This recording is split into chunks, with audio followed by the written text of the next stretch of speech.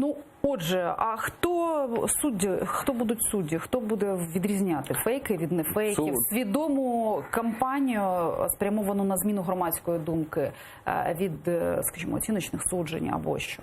Отут дуже цікаве питання, тому що, власне, ми хочемо, щоб якраз не держава це робила. Не держава. Ми хочемо, щоб це були механізми саморегуляції і співрегуляції, так званої. Про що йдеться?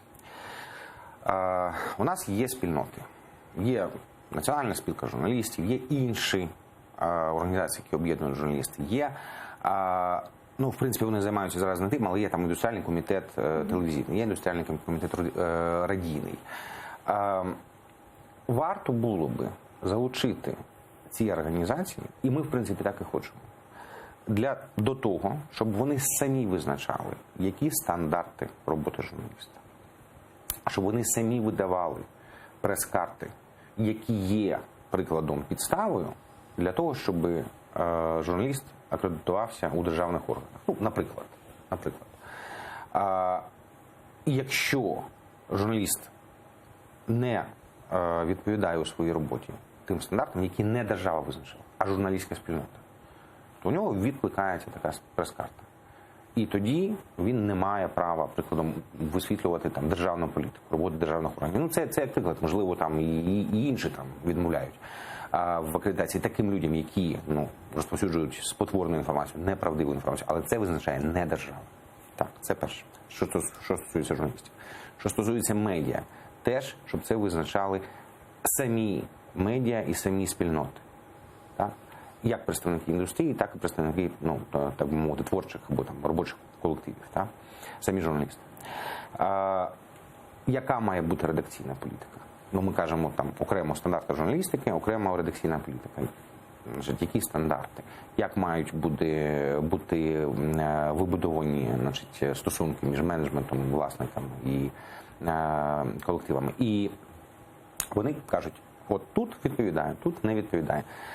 Це не привід, щоб регулятор, прикладом, відразу там брався до якихось санкцій, але вони самі визначають. От тут є залежність редакції інформаційної політики цього ЗМІ, прикладом, від менеджменту, від власників. А тут немає, там, може в якихось відсотках. Це насправді легко зробити.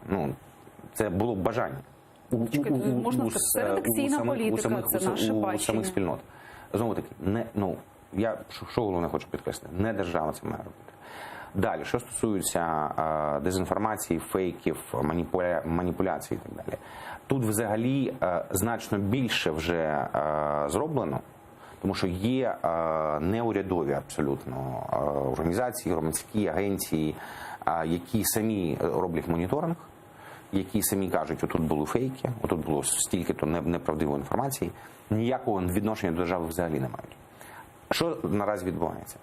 Вони публікують це, а потім приходять, прикладом, до Нацради з питань телебачення і радіомови. Вони кажуть, дивіться, у нас є моніторинг. Ми там моніторили таке-то ЗМІ протягом півроку. Тобто дуже ґрунтовний аналіз. Вони точно транслюють московський порядок денний. Вони точно маніпулюють. Прикладом. Ви маєте щось робити, ви регулятор. Нацрада каже, у нас таких моніторингових можливостей не було. Добре, ми підемо з цим в суд. І навіть такі прецеденти були. Вони беруть той громадянський моніторинг, приходять в суд, суддя каже, і що це за папірці? Які у мене підстави долучати до справи оці папірці? Вони яке мають відношення? Якась громадська організація? Громадська організація, а ви регулятор, ви державний конституційний орган взагалі. Все, папірці в урну, значить, і порушник виправдовується. А ми хочемо зробити так, щоб регулятор міг взяти оці громадські моніторинги, неурядові, і прийти, прикладом, в суд, якщо ця справа вже дійшла до суду, прийти в суд і сказати, бачите, є моніторинг, він об'єктивний. А десь є така модель, на яку можна подивитися і, власне, зробити якісь висновки? А десь є країна, яка веде гібридну війну? Немає. Ми маємо знайти самі моделі захисту від інформаційної агресії.